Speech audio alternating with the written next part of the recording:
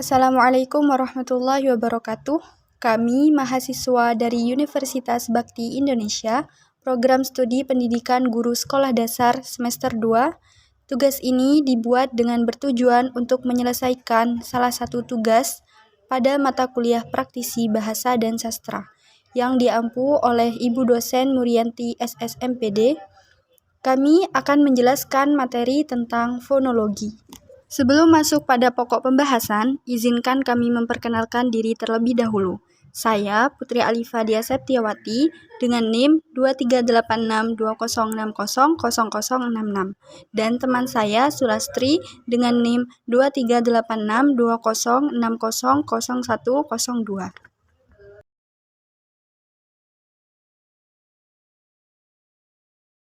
Kali ini kita akan membahas materi tentang fonologi. Nah, di sini ada pengertian tentang fonologi. Fonologi ini berasal dari dua kata, yakni fon yang berarti bunyi dan logos yang berarti ilmu. Nah, secara sederhananya fonologi dapat dikatakan sebagai cabang ilmu bahasa yang mempelajari bunyi-bunyi bahasa. Bunyi bahasa yang dimaksud ini yaitu bunyi yang dihasilkan oleh alat ucap manusia. Selain itu, bunyi bahasa dapat diartikan sebagai bunyi yang diartikulasikan yang menghasilkan gelombang bunyi sehingga dapat diterima oleh telinga manusia. Dan dengan demikian, bunyi bahasa ini yang dikaji dalam fonologi ini yang merupakan bunyi bahasa yang memenuhi hakikat bahasa sebagaimana yang telah kita bahas sebelumnya. Lalu, fonologi ini dibagi menjadi dua bagian cabang yang kecil. Yang pertama fonetik dan yang kedua fonemik. Nah, fonetik ini merupakan cabang fonologi yang mempelajari bunyi bahasa tanpa mempertimbangkan makna. Bisa diartikan bahwa fonetik ini mengkaji bagaimana bunyi bahasa yang dihasilkan, diklasifikasikan dan dipahami oleh manusia. Lalu ada fonemik. Nah, fonemik ini merupakan cabang ilmu fonologi yang mengkaji bunyi bahasa dengan mempertimbangkan makna. Bisa disebut juga fonemik bertema dengan usaha-usaha mempelajari bunyi bahasa dalam perannya membedakan makna pada sebuah tuturan yang dihasilkan. Nah, fonetik ini merupakan kajian mengenai bunyi-bunyi bahasa dengan menekankan pada cara bahasa yang dihasilkan, bagaimana cara bahasa itu diarifkan, bagaimana juga bahasa yang diterima oleh si pendengar. Lalu ada juga fonetik. Nah, fonetik ini bisa dibedakan menjadi tiga. Yang pertama ada fonetik artikulatoris, yang kedua akustis dan auditoris. Yang pertama ada fonetik artikulatoris. Di sini mempelajari bagaimana mekanisme alat ucap manusia yang dapat menghasilkan bunyi bahasa serta mengklasifikasikan bahasa berdasarkan artikulasinya. Nah, lalu ada fonetik akustik.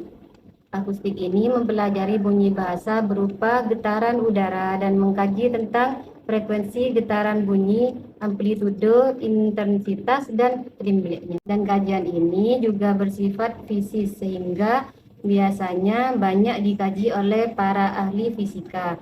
Kajian fonetik akustik ini akan melandasi ditemukannya pola bicara seseorang, pola-pola standar, pelafalan sebuah bahasa, dan pola-pola bunyi.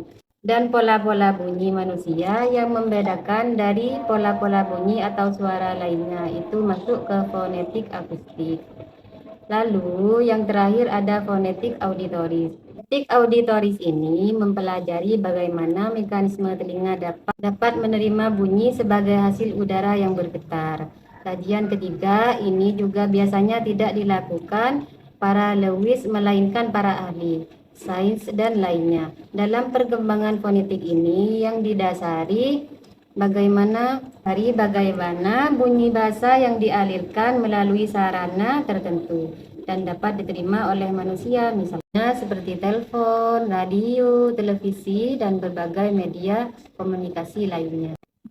Nah, ini ada bagan jenis fonetik. Yang pertama di sini bisa dilihat ada gambar Yang nomor 1 ada fonetik artikulatoris. Lalu gelombangnya ini disebut dengan fonetik akustik.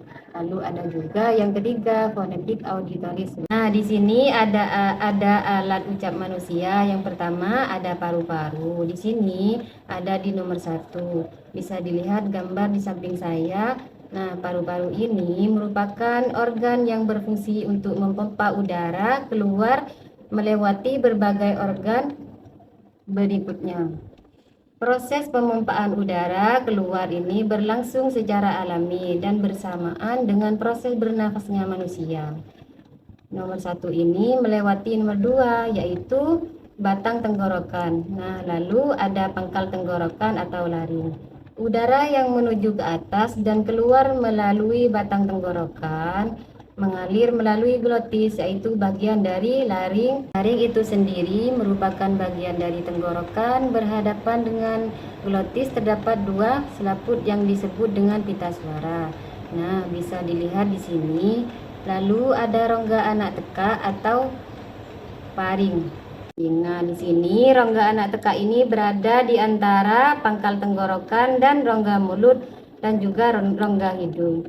Nah, di sini fungsinya sebagai saluran udara yang akan menggetar bersamaan dengan pita suara.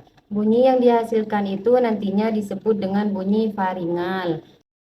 Lalu ada nomor 4, pita suara. Pita suara atau vocal account yaitu bunyi yang dihasilkan pita suara diatur oleh sistem otot aritenoid. Pita suara ini bagian depannya mengaitkan pada tulang rawan teroid. Adapun pita suara bagian belakang mengait pada tulang rawan atau bisa juga disebut dengan aritenoid. Pita suara dapat membuka luas atau menutup. Hal ini berfungsi sebagai katup yang mengatur jalannya udara dari paru-paru ketika melalui tenggorokan. Seperti itu ya anak-anak, selebihnya bisa dibaca di buku alat-alat ucap tersebut ya. Nah, selanjutnya di sini ada klasifikasi bunyi. Bunyi-bunyi bahasa yang dihasilkan oleh alat ucap manusia dapat diklasifikasikan menjadi beberapa kategori. Yang pertama, berdasarkan ada tidaknya hambatan. Nah, di sini ada 3. Yang pertama, vokal. Vokal merupakan bunyi bahasa yang tidak mempunyai hambatan pada saat pembentukannya. Yang kedua, konsonan. Konsonan merupakan bunyi bahasa yang dibentuk dengan cara menghambat arus udara pada sebagian alat ucap. Lalu ada semivokal, merupakan bunyi yang sebenarnya tergolong konsonan. Namun saat diartikulasikan belum membentuk konsonan murni. Nah, itu tadi klasifikasi berdasarkan ada tidaknya hambatan. Kemudian yang kedua, ada berdasarkan jalan keluarnya arus udara. Selanjutnya, yang ketiga, ada getaran pita suara. Lalu, yang keempat, berdasarkan ada tidaknya ketegangan arus udara. Lalu, yang kelima, berdasarkan lamanya bunyi yang diucapkan atau diartikulasikan. Bunyi dapat dibedakan menjadi bunyi panjang ataupun bunyi pendek. Nah, vokal dan konsonan ini dapat dibedakan menjadi bunyi panjang dan bunyi pendek. Namun, dalam bahasa Indonesia, bunyi ini tidak dikenal atau dengan kata lain, tidak terdapat bunyi panjang ataupun bunyi pendek, seperti itu. Selanjutnya, yang keenam berdasarkan derajat kenyaringannya. Yang ketujuh berdasarkan perwujudannya. Misalnya, diftong rangka vokal rangkap ada ai, au, dan oi. Lalu ada klaster atau gugus konsonan seperti STR, KR, atau PR, seperti itu. Kemudian yang kedelapan berdasarkan arus udara.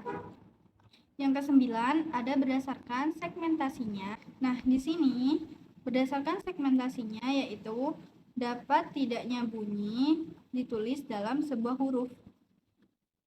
Terdapat dalam 2 kelompok yaitu bunyi segmental dan suprasegmental. Nah, di sini bunyi sertaan juga dapat diartikan sebagai bunyi pengiring.